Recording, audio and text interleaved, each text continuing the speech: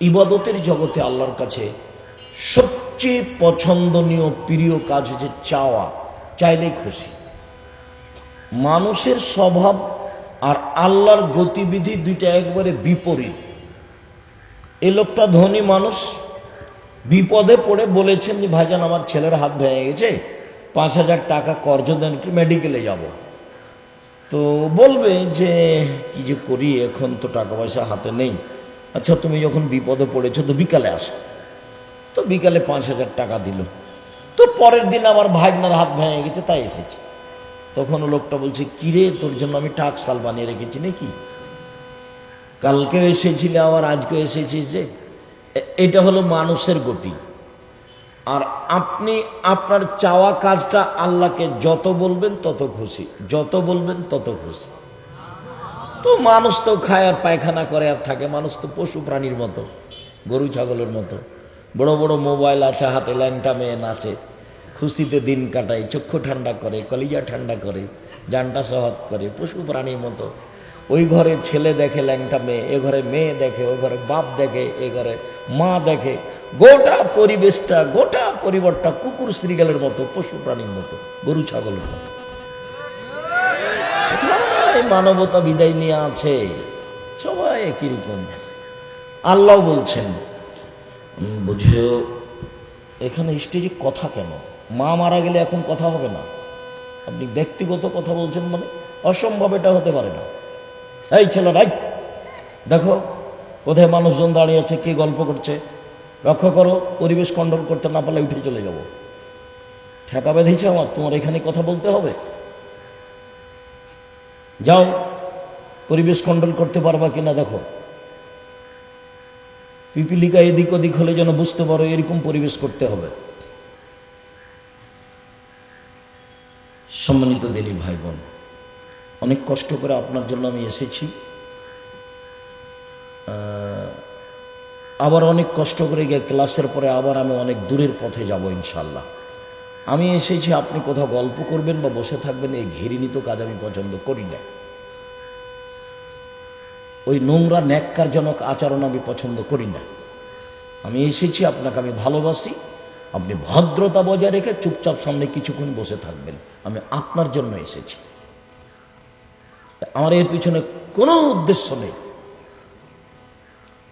আপনি টাকা দিবেন তাই আমার রুজি হবে, আমি আহাল পরিবার আপনার টাকা দিয়ে চালাবো, এরকম হিসেবে আমার মাথাতে নেই।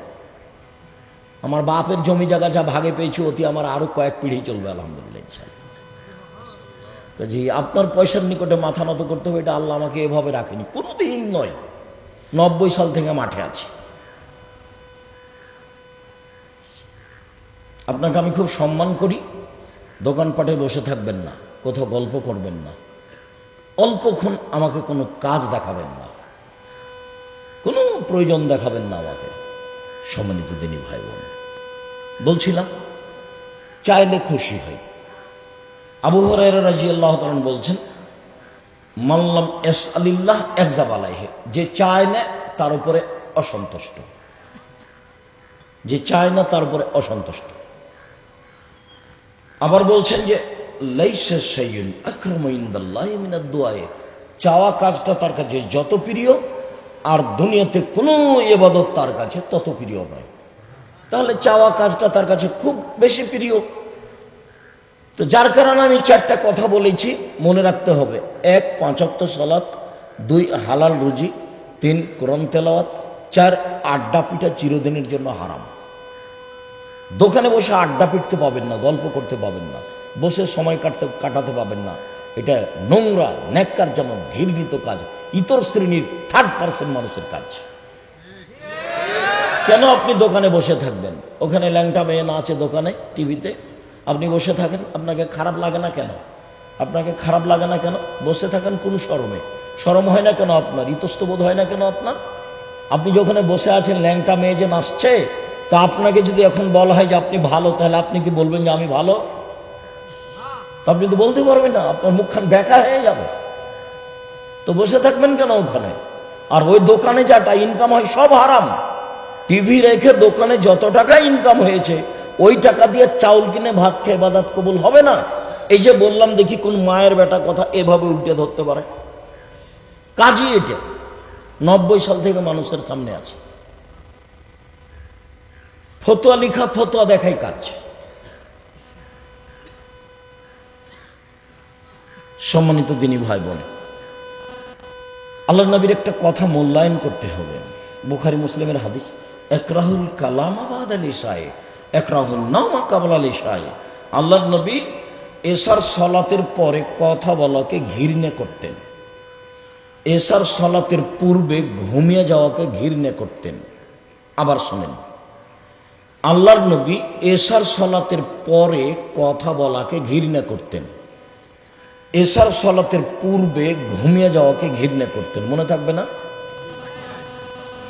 তো আপনি বাড়ির মালিক, আপনার বাড়িতে কারফু জারি থাকবে, কারফু, প্রেসিডেন্ট আইয়ুবের কারফু, একবারে শক্ত কারফু, 10টায় ঘুমাতে হবে যে কোনো মূল্যে। পড়ালেখা ব্যতীত এমনি কেউ ঘুমাতে জেগে থাকতে পারবে না, গল্প করতে পারবে না, সবাইকে ঘুমাতে হবে। 10টায় ঘুমিয়ে যায় যদি, 5 ঘন্টা ঘুমাই যদি, তাহলে কয়টায় উঠবে? 3টে। এখন 3টায় উঠে সুন্দর করে উজু করে 2 রাকাত সালাত আদায় করে কিছু বলুক, জামাল শহরে একটু জমি কিনে দাও, একটা ভ্যান কিনে দাও, ভ্যানের ব্যবস্থা করে দাও, ঢাকা শহরে একটু জমির ব্যবস্থা করে, একটা বড় ব্যবস্থা। কি চান? চান কেন? আল্লাহ তাআলা আপনার সাথে কথা বলার জন্য, আপনার কথা শোনার জন্য 7ম আকাশ থেকে এখন 1ম আকাশে নেমে এসেছে। শুধুমাত্র আপনার জন্য আল্লাহ নেমে এসেছে, শুধু আপনার জন্য, শুধুমাত্র আপনার জন্য 7ম আকাশ থেকে 1ম আকাশে নেমে এসেছেন। আর আপনি এমন নোংরা শ্রেণীর মানুষ যে আপনি ওই বড় মোবাইলে বেটি ছেলে ল্যাংটা দেখতে দেখতে দেখতে দেখতে রাত 3টে 4টায় ঘুমিয়েছেন। তো আপনি কি উঠে কি বলবেন আল্লাহকে? আপনি তো গরু ছাগলের মতো, পশু প্রাণীর মতো, কুকুর স্ত্রীর মতো, খাই পায়খানা করে দিন কাটে। এ হলো মানুষ। কিসের মানুষ? চাপানে মঞ্জের ভাষা তো হলো অমানুষ। মানুষই না, মানুষ তাকে বলে। মানুষ যে মানুষ আল্লাহকে কিছু বলতে পারে, মানুষের সাথে ভালোভাবে চলে, দলীয় দাপট দেখে ক্ষমতা দেখিয়ে কিছু করতে হবে, তার নাম জীবন। জীবনে 1 মিনিট দলীয় দাপট দেখাবেন না, ক্ষমতা দেখাবেন না, পয়সার ক্ষমতা দেখাবেন না, মান সম্মানের ক্ষমতা দেখাবেন না। ফেরাউন ডুবে গেছে 1500 বছর পরেও, আর আপনাদের নেত্রীর সময় ছিল মাত্র 45 মিনিট। নেত্রী দেখে শিক্ষা নেওয়া উচিত। 5 ওয়াক্ত সালাত, হালাল রুজি। মানুষের বাড়িতে কাজ করে খাবো, ঢং করে খেতে রাজি নয়, মারামারি করে, হুড়াহুড়ি করে, মিছিল করে, রাস্তা বন্ধ করে খেতে রাজি নয়। ওই ভাত খেতে আমি রাজি নয়। আমি কোনোদিন বলিনি 30 বছরে প্রয়োজনে ভিক্ষা করে খাবো, এরকম খাদ্য খাবো না, শ্বশুর বাড়ির টাকা নিয়ে খাবো না, ভিক্ষা করে খাবো। আর ভিক্ষা করে খাবো কেন? মানুষের বাড়িতে কাজ করে খাবো, বিকালে 500 টাকা পাবো। তো রুজির পথ আছে, খুব সুন্দর রুজির পথ আছে। নিজে করি, নিজে খাই। 1 5 ওয়াক্ত সালাত, 2 হালাল রুজি, 3 কোরআন তেলাওয়াত। বেশি না পারলে সূরা ইখলাস তো পড়তে পারবো 3 বার। সূরা ইখলাস যদি 3 বার পড়তে পারি, তো 1 বার সমান 10 পারা, 1 বার সমান 10 পারা, 1 বার সমান 10 পারা, 3 বার পড়েছি 30 পারা। নাও, আমি 30 পারা কোরআন মাজিদ পড়লাম। এ তো বলবো আল্লাহকে। 4 নিজে উপার্জন করে খাই, আড্ডা পিটবো মানে? ওখানে বসে থাকবো কেন? বাড়িতে প্রয়োজন আছে জিনিস কেনার, দোকানে যাবো, আসসালামু আলাইকুম আহমদ, তোমার কাছে লবণ আছে? জি আছে, 1 কেজি লবণ দাও। মরিচ আছে? জি 200 মরিচ দাও। বাস, টাকা দেওয়া হয়েছে, গেলাম, আসসালামু আলাইকুম। এইটুকু থাকতে হবে দোকানে। বসে আছেন কেন ওখানে ঘন্টার ঘন্টা? আমার মা যখন আমাকে বাড়ি থেকে বের করতেন পড়ার সময়, তখন বলতেন, আব্বু এই যে 1 দোকানে বসিও না, 2 প্রাইভেট পড়ায়ও না, 4 বন্ধুতালি করো না, 3 বন্ধুতালি করো না, 4 মানুষের বাড়িতে দাওয়াত খায়ও না। আমার মা এগুলো 4টা বলে বিদায় করতেন। আমার মা নিরক্ষর। তার মধ্যে ছিল একটা দোকানে বসিও না। কই, আমরা তো জীবনও বসি নাই। প্রতিষ্ঠানের ভিতরে দোকান আছে, চায়ের দোকান। ও ভুলেও বলতে পারবে না যে আমি 1 মিনিট বসেছি, দাঁড়িয়ে বলে এই মানুষের সাথে ভালো আচরণ করিও। মানুষ যদি দোষ দেয়, রিপোর্ট দেয় তোমার ব্যাপারে, তাহলে তুমি এখানে থাকতে পাবে না। কোনো সময় গেলে ওই পাশ দিয়ে হাঁটলে এই কথা বলে যায়। ও তখন পিড়ে করে, একটু বসেন, একটু চা খান, একটা কিছু করেন। না আমি ওটা করি না, বসি না, লাগবে না। তো আমরা তো আছি বেঞ্চে, মরে গেছি। আপনার বউ ভ্যানিটি ভ্যানিটি ব্যাগ হাতে করে ফ্যাশন বোরকা পরে বাজারে যায় কেন? আপনার শরম হয় না? আপনি কা পুরুষ, আপনি ঘৃণিত পুরুষ। ছি, এমন পুরুষ কেন? এই পুরুষ কেন? এই পুরুষ কেন? আমরা তো স্বপ্ন দেখি না বাজার। আমাদের বাড়ির মহিলা তো স্বপ্ন ভাবতে পারবে না বাজারের কথা। এটা ফ্যাশন বোরকা পরে একটা ভ্যানিটি ব্যাগ গাড়ি করে সারাদিন হুড়া গুত্তা খেয়ে বেড়াচ্ছে বাজারে, ধাক্কা খাচ্ছে, আর ধাক্কা আর ধাক্কা। আপনাকে খারাপ লাগে না? আপনি পুরুষ মানুষ নন? খারাপ লাগে না কেন? আপনার একটা মানবতা কাজ করে না কেন? বাপের মতো হবেন। মধ্যখানে কথা এসেছে আসলে যেটা আমি চাইনি। 1 মিনিট বাপ দেখাই, বাপ কাকে বলে। আপনি তো বুঝতে পারেননি যে বাপ কাকে বলে।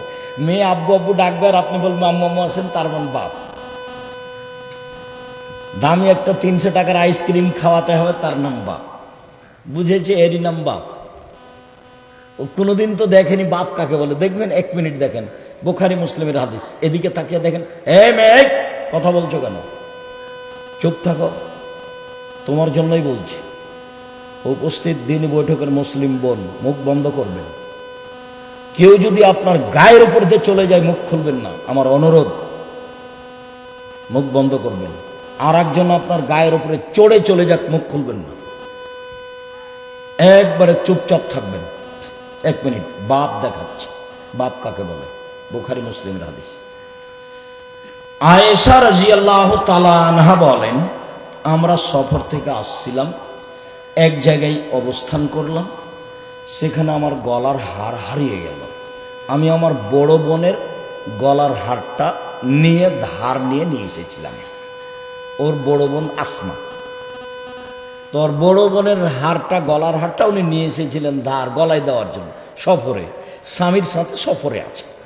তো এক জায়গাতে অবস্থান করেছেন, এখানে করতে গলার হারটা হারিয়ে গেছে। কোথায় যে পড়েছে খেয়াল করেননি। তো এখন আর মানুষ যেতে পারে না, হার খুঁজেও পায় না।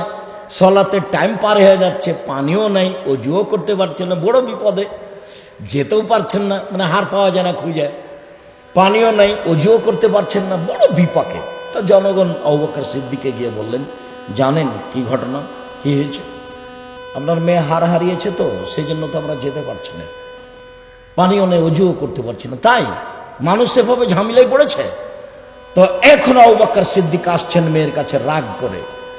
মেয়ের যে অবস্থা, এইটা যদি বাংলাদেশের লোক হতো, জামালপুরের লোক হতো, তাহলে অবস্থাটা দেখে কিছু বলা তো দূরের কথা, এইভাবে পাল্টা দ্রুত চলে যেত। কি অবস্থা?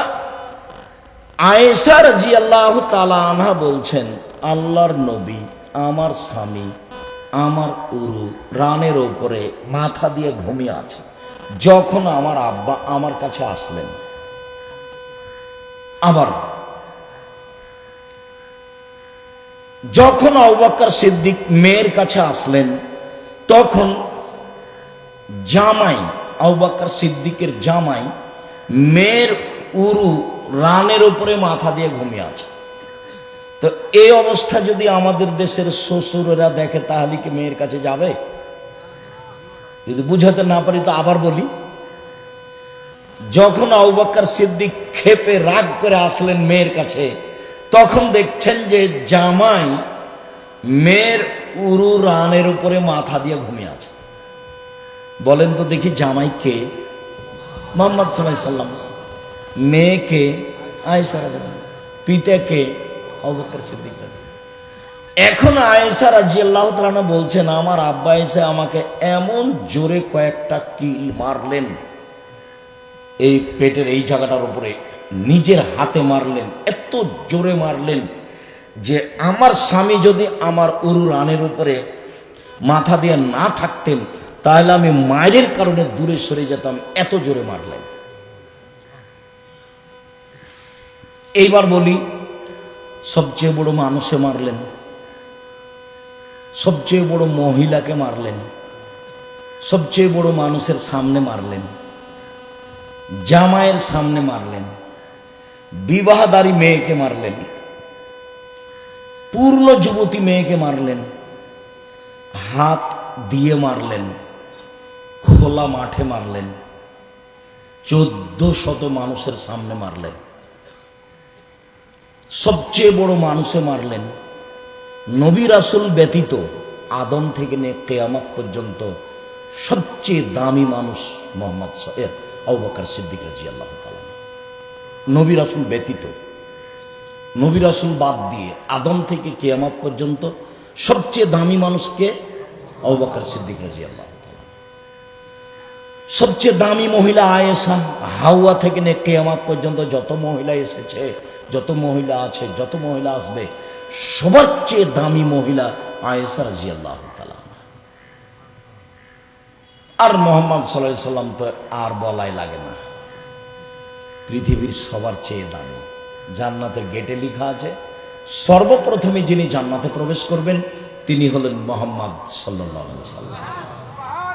আবার বুঝি, আবার বলি, সবচেয়ে বড় মানুষে মারলেন, সবচেয়ে বড় মানুষের সামনে মারলেন, সবচেয়ে বড় মহিলাকে মারলেন, জামাইয়ের সামনে মারলেন, বিবাহদারী মেয়েকে মারলেন, পূর্ণ যুবতী মেয়েকে মারলেন, হাত দিয়ে মারলেন, খোলা মাঠে মারলেন, 1400 মানুষের সামনে মারলেন। এত বড় বাপে, এত বড় বেটিকে এত বড় মানুষের সামনে মেরে দিলেন। ভুল কোথায় হারটা হারিয়ে গেছে খেয়াল করেননি, সেই জন্য।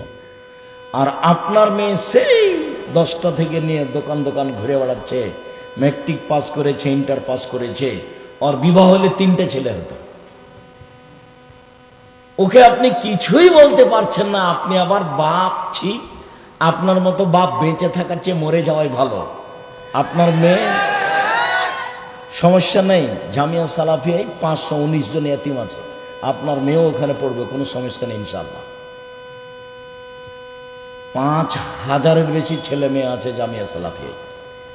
দেশের সবচেয়ে বড় প্রতিষ্ঠান জামিয়া সালাফিয়া, আয়াতনে, শিক্ষক সংখ্যায়, ছাত্র সংখ্যায়, শিক্ষা মানে, শিক্ষক গুণে। যেটা জামিয়া সালাফের রূপগঞ্জ, সেদিন সম্মেলনে গেছিলেন কিনা, কেন যে যান না নিজের জিনিস দেখতে।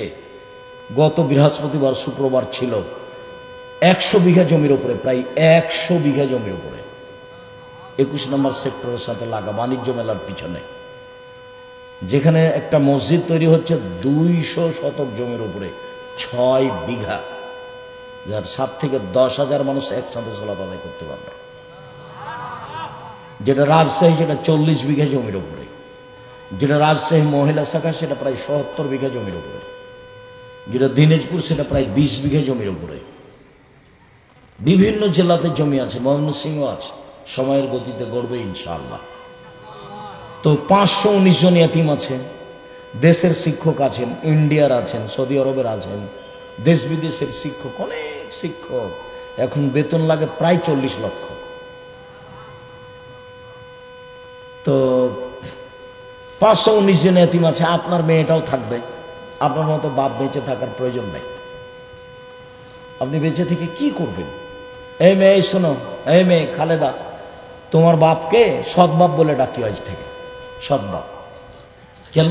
তোমাকে তো তোমার বাপ দেখে না। দেখে যদি, তাহলে তোমার গায়ে এই ফ্যাশন বোরকা কেন? দেখে যদি, তাহলে তোমার ঘাড়ে ভ্যানিটি ব্যাগ কেন? রাস্তায় ঘুরে বেড়াও কেন? হ্যাঁ, দেখে যদি, তাহলে তোমার নখ বড় কেন? তোমার বাপ যে দেখে, তো তোমার নখ বড় কেন? নখে কেন নেইল পালিশ? কে বলেছে তোমার বাপ দেখে? তোমার মাকে তুমি সৎ মা বলিও, তোমার মা তোমাকে কবর দিয়েছে। তোমার বাপ মা যে তোমাকে দেখে, তো তোমার ভুরু তুলে চিকন করা আছে কেন? তোমার বাপ মা যে তোমাকে দেখে, তো তোমার পায়জামাটা স্কিন পায়জামা কেন? তোমার বাপের চোখে পড়ে না? তোমার বাপের শরম হয় না? তোমার বাপের হায়া হয় না যে তোমার এইসব উরুরান দেখা যাচ্ছে, লজ্জা স্থান বোঝা যাচ্ছে, স্কিন পায়জামা পরে আছে? তোমার বাপ তাহাজ্জুদ পড়ে ধর্ম দেখায়? হ্যাঁ, তোমার বাপ ধর্ম দেখায়?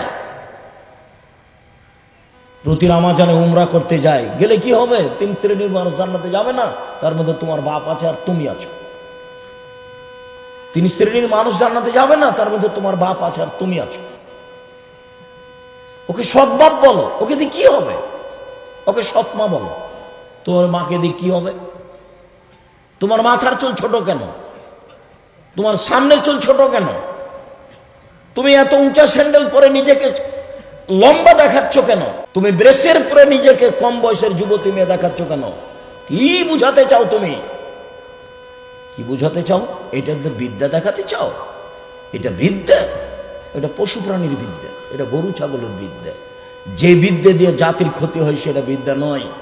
বুঝেও বুঝে না ওরা, অন্তর আছে বুঝে না। দেখেও দেখে না ওরা, চক্ষু আছে দেখে না। শোনেও শোনে না ওরা, কান আছে শোনে না। উলাইকা কালা নাম, তারা পশু প্রাণীর মতো, তারা গরু ছাগলের মতো, তারা কুকুর শ্রীগুলোর মতো। বালু মাজাল বরং তার চেয়ে খারাপ।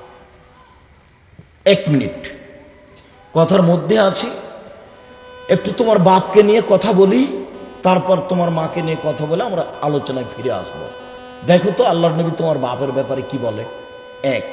আল্লাহ নবী বলে, মান আলা সালাসা বানাতিন, কেউ যদি 3টে মেয়ে লালন পালন করে, 3টে মেয়ে, তো ফলাফলটা আগে বলে নি, তারপর কিভাবে লালন পালন সেটা বলি। 3টে মেয়ে যদি কেউ লালন পালন করে, তাহলে বিচারের মাঠে মেয়ে 3টি পিতাকে জান্নাতে নিয়ে যাওয়ার জন্য জাহান্নামের অন্তরাল হবে। এই যে মেয়েরা বেঁকে বসেছে, বলবে আল্লাহকে আমার আব্বাকে আগে জান্নাতে দেন, তারপরে কোনো কথা। ওইদিকে জাহান্নাম, এইদিকে পিতা, মধ্যে মেয়েরা। এ কথা আল্লাহ নবী বলছে যে মেয়েরা দাঁড়িয়ে আছে মধ্যে, ওর আব্বাকে জাহান্নামে যেতে দিবে না, আমার আব্বাকে আগে জান্নাতে দেন, তারপরে আমাদের ব্যাপারে পরে কথা। এই হলো 3টা মেয়ের ফলাফল। আব্দুর রাজ্জাক সাহেব ফলাফলটা পরে বলেন, আর একটু 2টা মেয়ে হলে কি হবে? 2টা মেয়ে হলে নবীর সাথে জান্নাতে থাকা যাবে। এইভাবে আঙ্গুল 2টি জমা আছে। এতিমের লালন পালন হলে নবীর সাথে থাকা যাবে তো একটু দূরে। বুঝতে পারছেন? খালেদা তুমি দেখতে পাচ্ছ না এমনি খালি বসে আছো? গল্প করছো নাকি? শরম করো একটু, গল্প করিও না।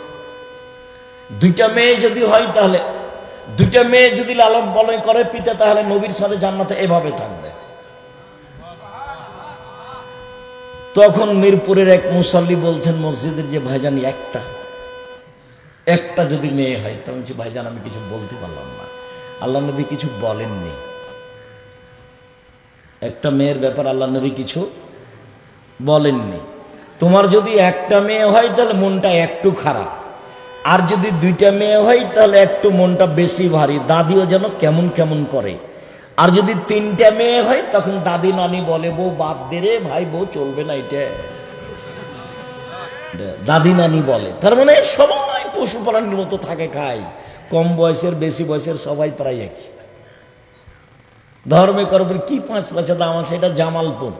জামালপুর মানে ময়মনসিংহের চেয়ে অনেক ভালো, জামালপুর মানে গাইবান্ধার চেয়ে অনেক ভালো। আব্দুর রাজ্জাক সাহেব ময়মনসিংহ আর জামালপুর বলতে কি বুঝালেন? জামালপুর মানে ভিতর বাড়ি বাহির বাড়ি, মহিলারা পর্দা করে বেশি। 2টা বাড়ি আছে, একটা ভিতরে একটা বাইরে। আর যখন ময়মনসিংহ যাবেন, তখন কিসের ভিতর বাড়ি আর বাহির বাড়ি, আর বাড়ি ঘেরা নেই, ওইদিকেও ফাঁকা এদিকেও ফাঁকা।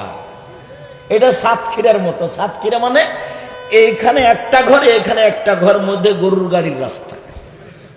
এটা হলো ময়মনসিংহ, এটা হলো জামালপুর।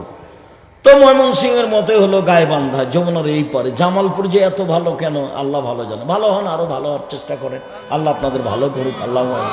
এই মেয়ে তোমাকে বলছি, এদিকে শরম করো, তোমাকে বলছি, সম্মানিত দিনী ভাই বোন।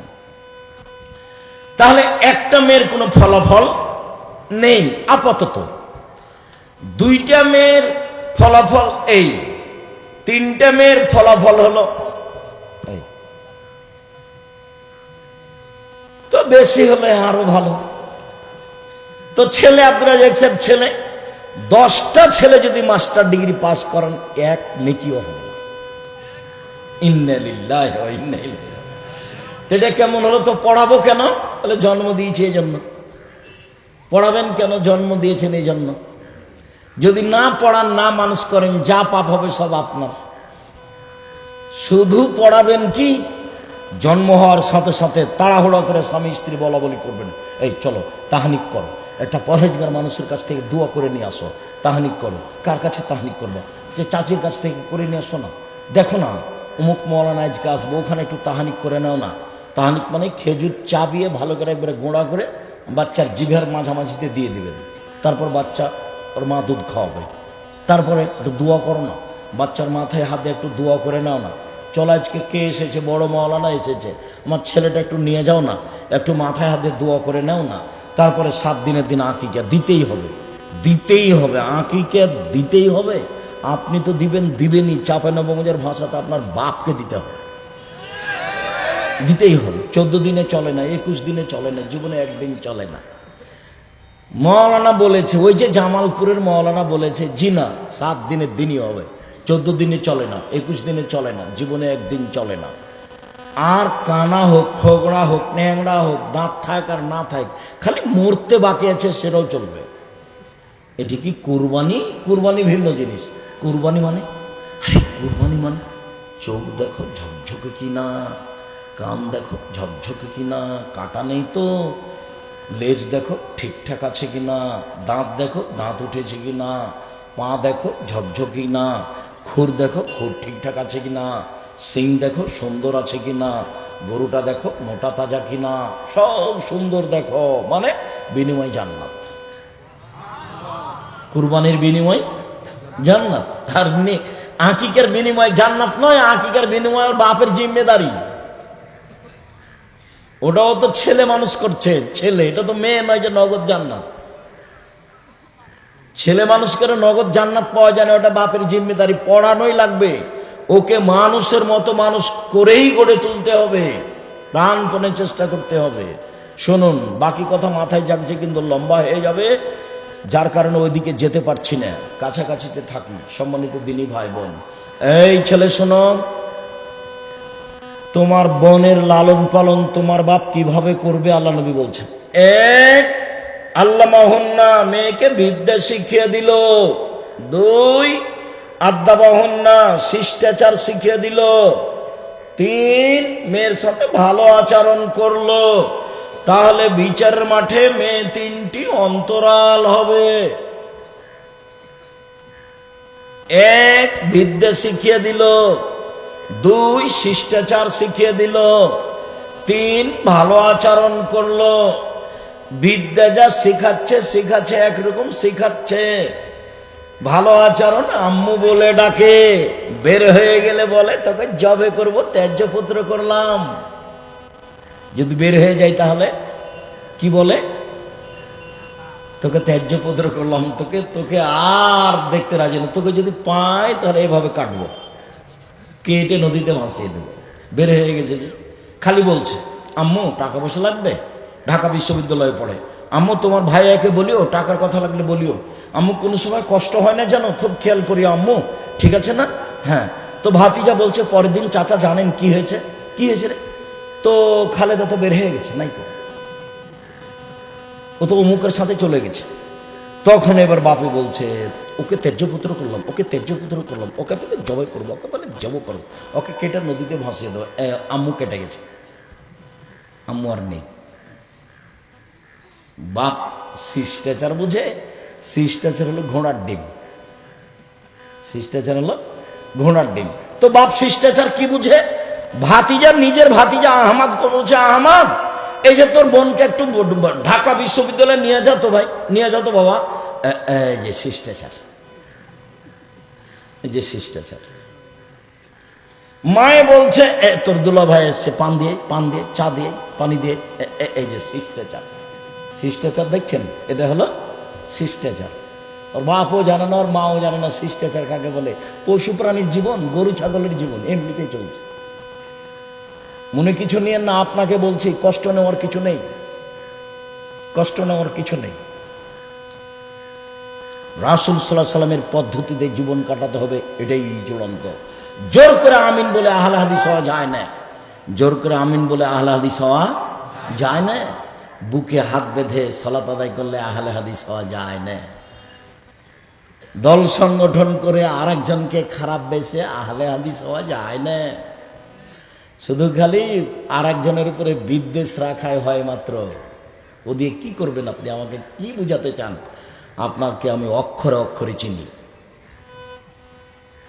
সম্মানিত দিনী ভাই বোন, শিষ্টাচার কাকে বলে?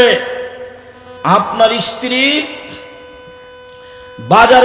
বাজার থেকে একটা তরকারি রাখা বাটি কিনেছে, সেটা হলো কাতল মাছ।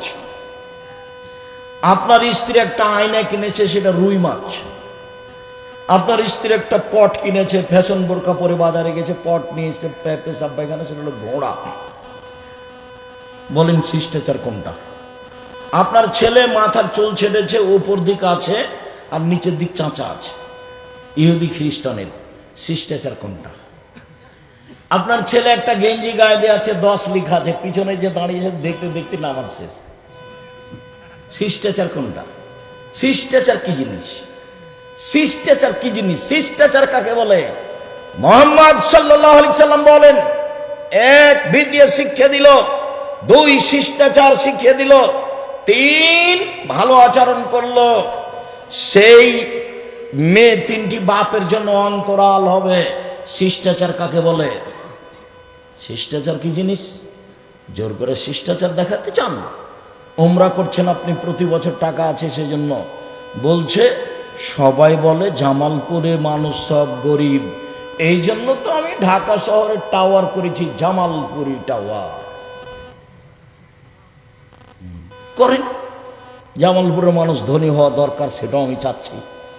তো এখন উমরা করে সব সময়, মাথায় টুপি আছে, মেয়েও সাথে আছে, মেয়ে স্কিন পায়জামা পরে আছে, অঙ্গ প্রত্যঙ্গ দেখা যাচ্ছে, লজ্জা স্থানে বোঝা যাচ্ছে, তার নাম নাকি শিষ্টাচার। ছি ছি। বলেন আপনারা, এ বাপের বেঁচে থাকা ভালো না মরে যাওয়া ভালো? এ বাপের মাটির উপরে থাকার সুযোগ নেই, নিচে যেতে হবে। জামিয়া সালাফে এতিম ছেলে মেয়ে লালন পালন করবে। 519 জন আছে, কাল থেকে যদি 1038 জন হয়, কোনো সমস্যা নেই, কোনো সমস্যা নেই ইনশাআল্লাহ। এতিম ছেলে মেয়ে পাঠিয়ে দিবেন, 1 জানুয়ারি ভর্তি পরীক্ষা অংশগ্রহণ করবে। সম্মানিত দিনী ভাই বোন, বলছিলাম এইবার যা বললাম হালকা করেই বললাম। এ মেয়ে শোনো, এইটা তোমার পিতার জন্য বললাম। 1 মেয়েকে বিদ্যা শিখাবে, 2 মেয়েকে শিষ্টাচার শিখাবে, 3 মেয়ের সাথে ভালো আচরণ করবে, খাস্টা মেষ্টা করবে না। তাহলে এই পিতার অবস্থায় শিষ্টাচার কি জিনিস আজকে আর আলোচনা নেই, এই পর্যন্তই। এবার তোমার মায়ের কাছে গেলাম, তোমার আব্বার কাছ থেকে তোমার আম্মার কাছে আসলাম। জাবের রাদিয়াল্লাহু তাআলা আনহু বলেন, আমরা এক যুদ্ধ থেকে আসছিলাম, মদিনায় ঢুকবো। আল্লাহর নবী বললেন, সবাই এখানে থামো, সকালে বাড়িতে যাব। তো আমি জাবের বললাম, আল্লাহর নবী আমাকে বাড়ি যেতে অনুমতি দিন, আমি নতুন বিবাহ করেছি। তো আল্লাহ রাসূল বলছেন, ও নতুন বিবাহ করেছ, তো কুমারী মেয়ে বিবাহ করেছ না তালাক প্রাপ্ত মেয়ে বিবাহ করেছ? তা আমি বললাম যে কুমারী মেয়ে বিবাহ করিনি, তালাক প্রাপ্ত মেয়ে বিবাহ করেছি। ওর আগে বিবাহ হয়েছিল, ওর স্বামী ছেড়ে দিয়েছে, আমি তাকে বিবাহ করেছি। তো আল্লাহ রাসূল বলেন, হাল্লা বিক্রান তোলায় বোকা, তুমি কুমারী মেয়ে কেন বিবাহ করলে না? তুমি তার সাথে খেলতে, তোমার সাথে খেলতো। তুমি কুমারী মেয়ে কেন বিবাহ করলে না? তুমি তার সাথে খেলতে, তোমার সাথে খেলতো। এবার জাবের বলছেন, আল্লাহর নবী আমার আব্বা উহুদের যুদ্ধে শহীদ হয়েছে 9 জন মেয়ে রেখে। আল্লাহ নবী আমার আব্বা না উহুদের যুদ্ধে শহীদ হয়েছে 9 জন মেয়ে রেখে, আমার 9 জন বোন আছে। আকরাহুনা তাসাদ্দাজা মিসলাহুন্না অফিরায়াতিন খারকা, আমার বোনদের সমবয়সের কম বুদ্ধির মেয়েকে বিবাহ করতে চাইনি 4টা কারণে। শোনেন আল্লাহর নবী, আমি বেশি বয়সের মেয়ে বিবাহ করেছি 4টা কারণে। আমার বোনদের সমবয়সের মেয়েকে বিবাহ করিনি 4টা কারণে। 1 লে তুয়াল্লিমাহুন্না, আমার স্ত্রী যেন আমার বোনদেরকে বিদ্যা শিখাতে পারে। 2 বলে তুয়াদ্দেবাহুন্না, আমার স্ত্রী যেন আমার বোনদেরকে শিষ্টাচার শিখাতে পারে। 3 বলে তুরাজ্জালাহুন্না, আমার স্ত্রী যেন আমার বোনদের মাথার চুল চিরুনি করে সাজগোজ করে পরিপাটি করে রাখতে পারে। 4 বলে তাকুমা আলাইহিন্না, আমার স্ত্রী যেন আমার বোনদেরকে পাহারা দিতে পারে। বুখারী মুসলিম। নেন এবার। মা মানে চারটে, বাপ মানে ছিল তিনটে, মা মানে চারটা। এক বিদ্যে, ওটা আগেও ছিল। দুই শিষ্টাচার, এটা আগেও ছিল। এখন শিষ্টাচার জানা নাই কি জিনিস। তো শিষ্টাচার জানা নাই কি জিনিস, তো শিষ্টাচার যেটা করে সেটা দুইটা তিনটা বললামই। ভাতিজার হাতে মেয়েটাকে দিয়ে পাঠিয়েছে, এটা শিষ্টাচার।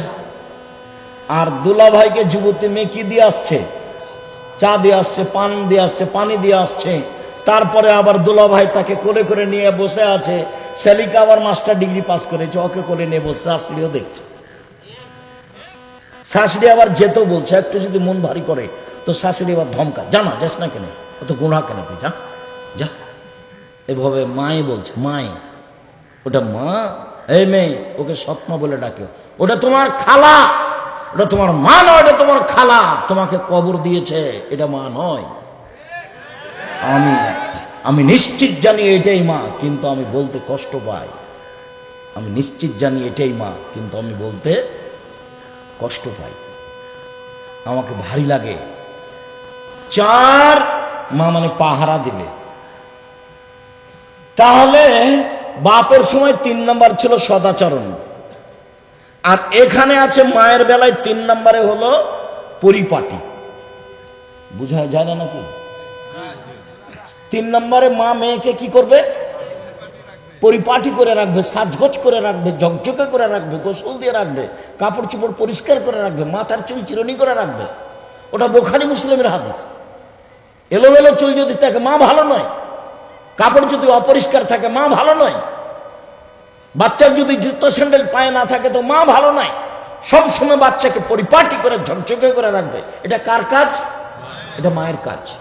চায় মা পাহারা দিবে, কোথায় যায়, স্কুল থেকে আসলে খাতা পরীক্ষা করবে, কলম পরীক্ষা করবে, মোবাইল পরীক্ষা করবে। পাহারাদার কাকে বলে? এইটা ফ্যাক্টরি।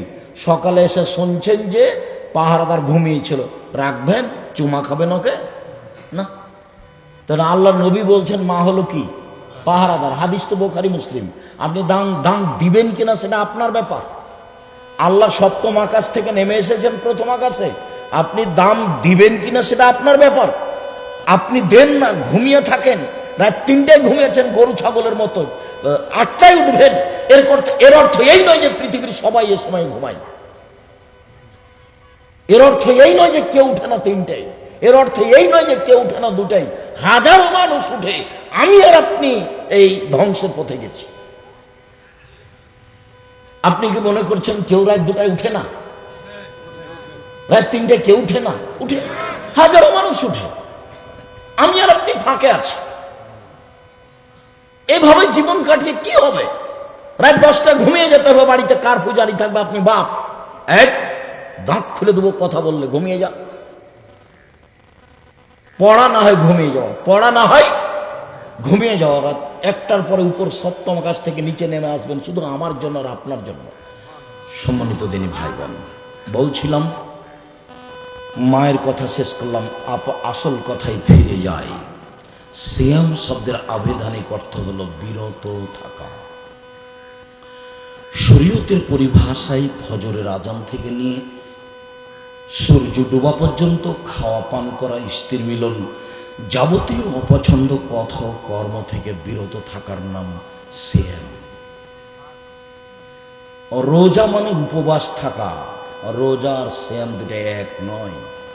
দাড়ি চাঁচে যারা রোজা থাকে তারা, সুদ খায় যারা রোজা থাকে তারা, প্যান্ট টাকনুর নিচে পরে যারা রোজা থাকে তারা, দলীয় দাপটে মানুষকে জেল হাজতে দেয় যারা রোজা থাকে তারা, ক্ষমতা দেখায় যারা রোজা থাকে তারা, জমি দখল করে যারা রোজা থাকে তারা, মারামারি করে যারা রোজা থাকে তারা, রাস্তাঘাট বন্ধ করে যারা রোজা থাকে তারা, তারা সিয়াম থাকে না। সিয়াম মানে বিরত থাকা। শরীয়তের পরিভাষায় ফজরের আজান থেকে নিয়ে সূর্য ডোবা পর্যন্ত স্ত্রী মিলন, খাওয়া পান করা, যাবতীয় অপছন্দ কথা ও কর্ম থেকে বিরত থাকার নাম সিয়াম, নগদ জান্নাত। এমনি এমনি এটা গুণ, আর এটা ব্যাপার আছে না। দোকানে বসে দিন রাত টিভি নিয়ে বসেছেন আর আপনি সিয়াম থাকবেন, আপনি রোজা আছেন, উপবাস, বহু মোজা উড়াচ্ছে, চক্ষু ঠান্ডা করছে, কলিজা ঠান্ডা করছে, ল্যাংটা মেয়ে দেখে, তবুও নাকি ও সিয়াম থাকবে। পৈতৃক সম্পত্তি, বাবার সম্পত্তি, জি না, ওটা রোজা আছেন, আপনি রোজা থাকেন, আপনি উপবাস থাকা। আল্লাহ নাম দিয়েছেন সিয়াম, আল্লাহ নাম দিয়েছেন সলাত, আল্লাহ নাম দিয়েছেন আল্লাহ, আল্লাহ নাম দিয়েছেন জান্নাত, আল্লাহ নাম দিয়েছেন জাহান্নাম।